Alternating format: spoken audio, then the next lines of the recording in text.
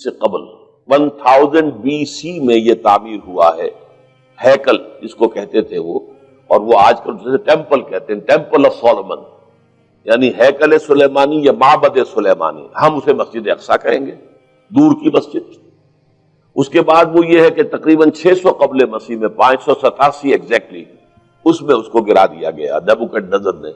پھر یہ کہ تقریباً 200 برس کے بعد دوبارہ بنائی گئی اسی جگہ پر، پھر اسے 70 عیسوی میں پھر گرا دیا گیا، وہ آج تک گری پڑی ہے۔ تو جب حضور صلی اللہ علیہ وسلم کو معراج ہوا ہے تو وہاں کوئی عمارت نہیں تھی،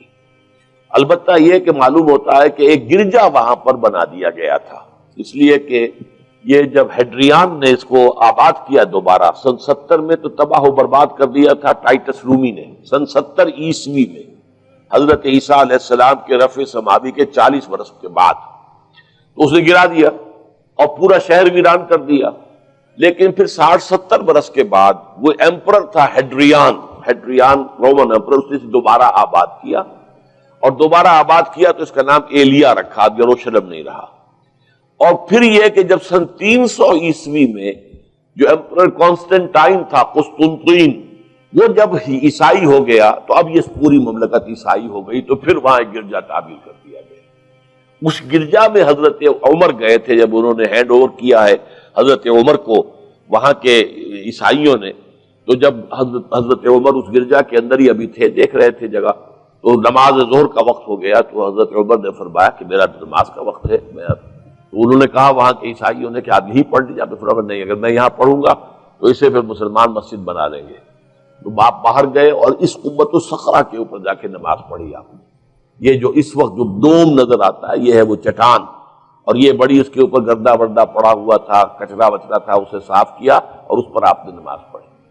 اس لیے کہ یہیں سے اصل میں معراج ہوا تھا حضور صلی اللہ علیہ وسلم کو۔ تو اب اس کے بعد جو عبد الملک ابن مروان نے وہاں پر وہ قبہ بنا دیا ہے جو قبۃ الصخرہ کہلاتا ہے۔ البتہ اسی احاطے کے جنوب کی طرف ایک مسجد بھی ہے، بڑی مسجد ہے، وہ مسجد اقصیٰ کہلاتی ہے، وہ اب مسجد ہے۔ یہ قبہ جو ہے بنیادی طور پر مسجد نہیں ہے،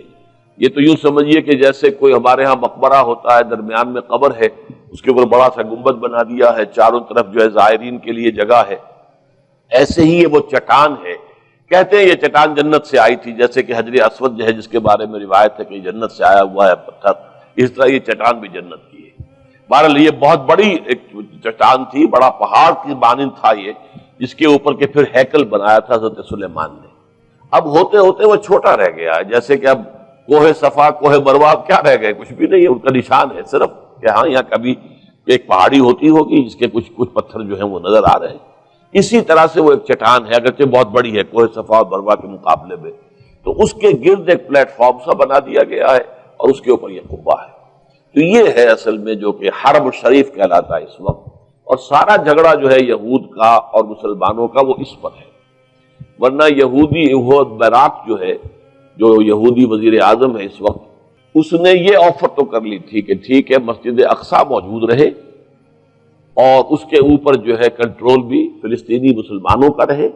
لیکن یہ قبۃ الصخرہ پر نہیں ہے، اس لیے کہ یہ ہے وہ جگہ جہاں انہیں اس کو گرا کر اور اپنا تھرڈ ٹیمپل تعمیر کرنا ہے۔ یہ انہوں نے اپنے یہودی جو مذہبی عناصر ہیں انہیں رشوت دے رکھی ہے کہ باقی ہر معاملے میں تم ہمیں اجازت دے دو کہ ہم نے سینائی واپس کر دیا، ٹھیک ہے، گولان ہائٹس بھی واپس کر دیں گے شام کو، اور اسی طریقے سے ویسٹ بینک وغیرہ پر ہم ایک فلسطینی ریاست بنا رہے ہیں، تم اس کی اجازت ہمیں دے دو،